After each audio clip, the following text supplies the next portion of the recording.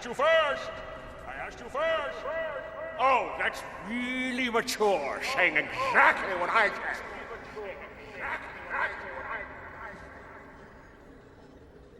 I'm an idiot. You're an idiot.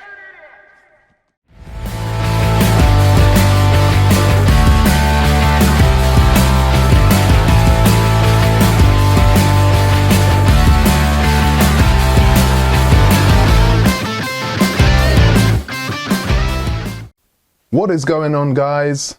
Here we are now on the next Grinch film in line, and that is of course the one most people would be familiar with. Of course that is the Ron Howard Grinch film starring Jim Carrey. And of course this is a film that has stuck with us for so long. There's so much nostalgia, good memories to be had, especially from Jim Carrey's Grinch here.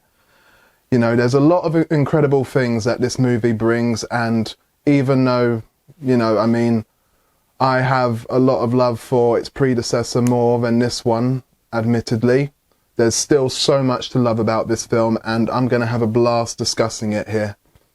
So, let's get into this. Starting off with the positives for Ron Howard's Grinch. There is a lot of great stuff going on here with the ideas for this film. We get a great cast with Jim Carrey's Grinch for starters. You know, Jim Carrey's Grinch, absolutely unforgettable, incredible Grinch, you know, like the perfect live action Grinch that we deserve for this kind of film.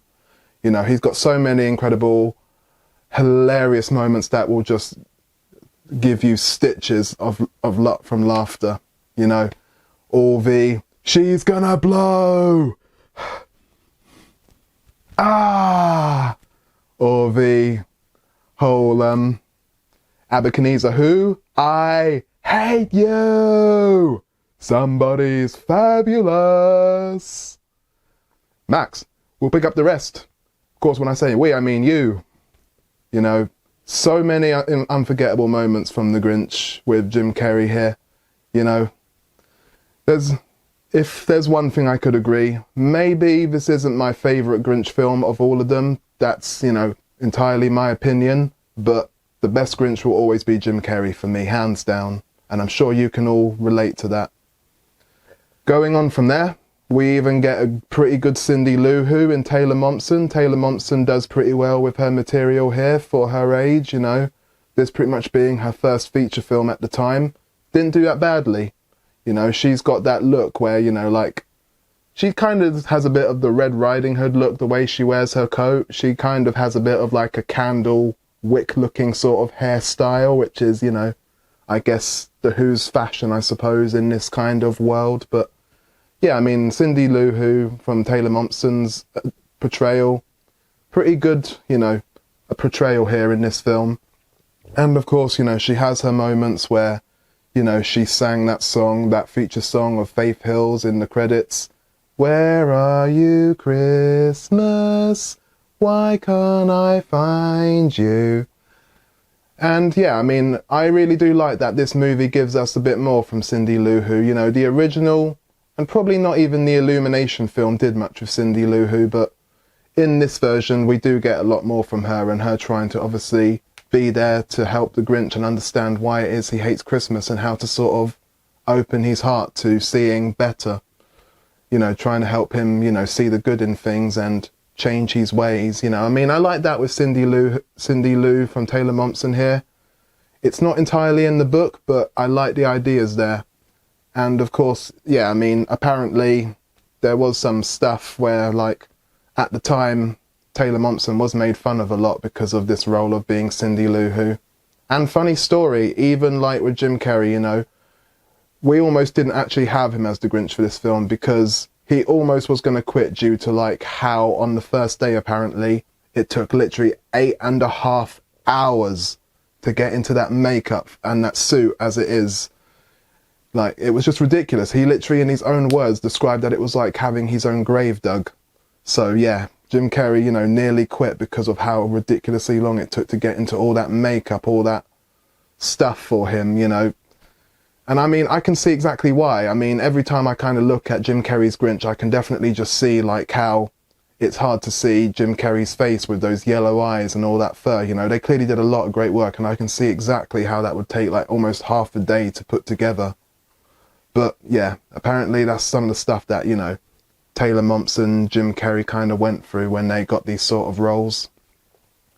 Expanding from there, we even get a great soundtrack. I think it was from James Horner in this. You know, James Horner done lots of great soundtracks, not just for Titanic, but, you know, Jumanji, The Amazing Spider-Man as well. He's got a good soundtrack here for this film.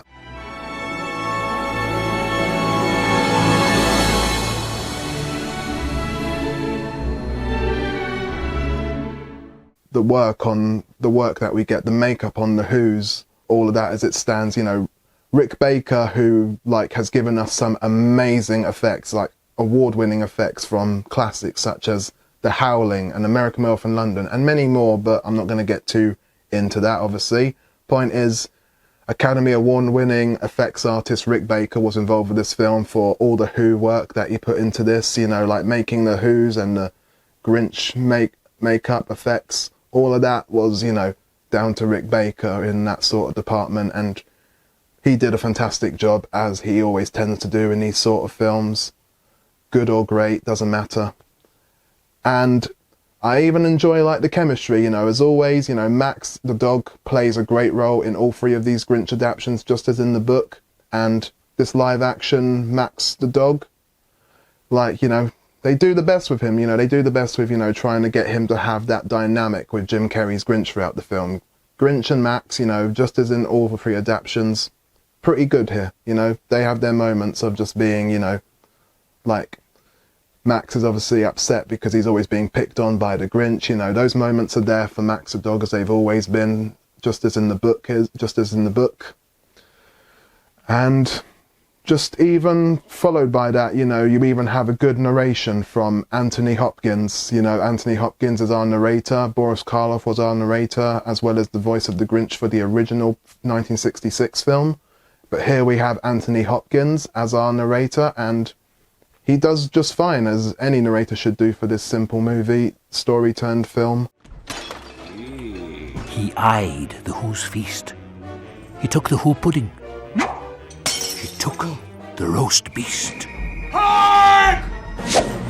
He cleaned out that icebox as quick as a flash. Why, that Grinch, he even took their last can of Who hash. The set designs, incredible. Like, one of the films that, honestly, even though there's only about 2 live-action Dr. Seuss films, this film has some incredible set designs of how they created Whoville, how they did all the snow, the mountains of Mount Crumpet and all else, and just like the visuals, background, the CG, blue screen, you know, like, yeah, I mean, I'll get on into that in a bit for my, like, mixed negatives. But yeah, they had some great visual effects and some great set designs of how they created Whoville, how they really made it feel like a live action Seuss adaptation come to life. Like, this is the kind of film, and maybe even the live action Cat in the Hat film, that makes you feel like you're really in a Seuss Landing sort of world. That's what it feels like when watching a film like this, and even maybe Cat in the Hat, even though that's nothing like The Grinch compared. But you even get, of course, again, the lovely, "You're a mean one, Mr. Grinch." Of course, Jim Carrey style. You know, Jim Carrey's the one singing it. You know, he's doing good with the singing and the termites in your smile. "You're a bad banana," and a "greasy banville" or something. You know, those sort of lyrics, you know, are still there with Jim Carrey's Grinch, and he does great with all that material. But yeah, you know, all of those things, like, you know, just overall, for the best thing about the positives, they just know how to really create, you know, again, a lot of good ideas. You know, they have good ideas here and there. They know how to make it a long enough film with this and that. They know how to stay true to the source material, create a world of what a Seuss movie should feel like, a Seuss adaptation should feel like. It's all there throughout this Grinch film, so, you know, amazing work to everyone who, you know, put in all these hours, all these months, literally, to put together this sort of stuff, you know, to become one of probably the greatest, you know, Seuss adapted films ever. And of course, you know, I mean, just because maybe it's not like, you know, the best one for me. Doesn't mean it's not good at all. It is, of course it is.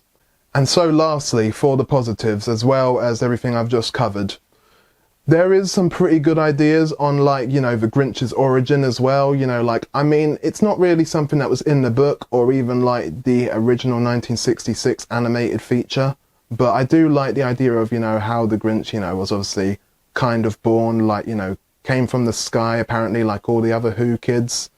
And yeah, there's not really much explanation on that, of like where they come from and who could have possibly birthed something like the Grinch, but I like the idea, the expansion on, of course, more about the Grinch's past and what drove him to hate Christmas. Like, apparently he had a crush on someone known as Martha May Who, done pretty well by Christine Baranski, and obviously the idea of just like him, you know, having like not being accepted by other people in that sort of way and always being mistreated and just trying to find a love for Christmas, those kind of things, and being rejected by people. Obviously, you know, the people like the kids at school that bullied him.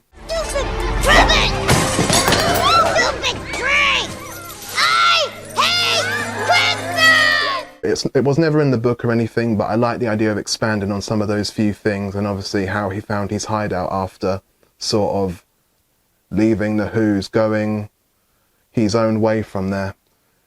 And so, going on from there with the mixed, there are some ideas, some characters in this movie that are still, as I've said before, good, worthwhile for this sort of hour and 40-something minute length film.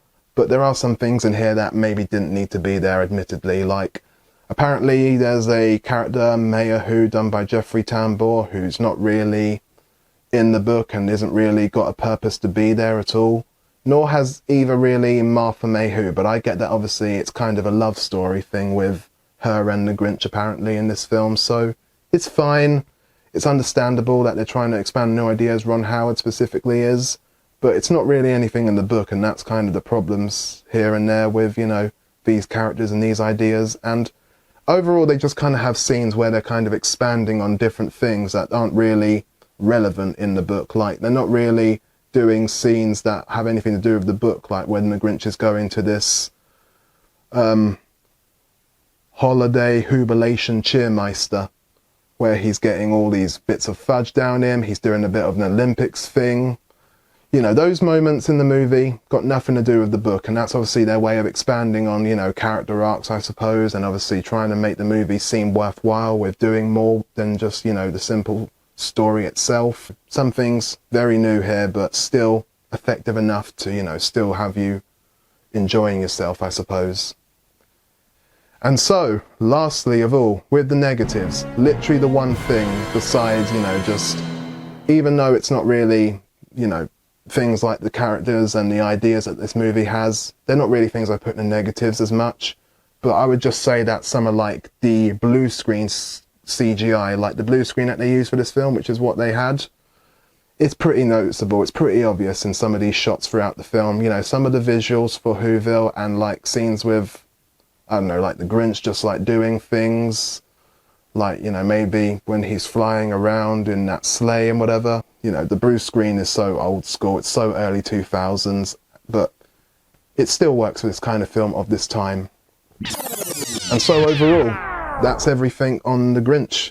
You know, like some hilarious moments here and there, and of course, you know, Jim Carrey, you know, is pretty much the standout of this whole movie, hands down. You know, everyone else, Molly Shannon, Bill Irwin, Clint Howard, Ron Howard's brother, who's featured in this film, you know, everyone does fine here as the Who characters, as well as, of course, the Grinch himself, who is undeniably the only standout, really, for this film.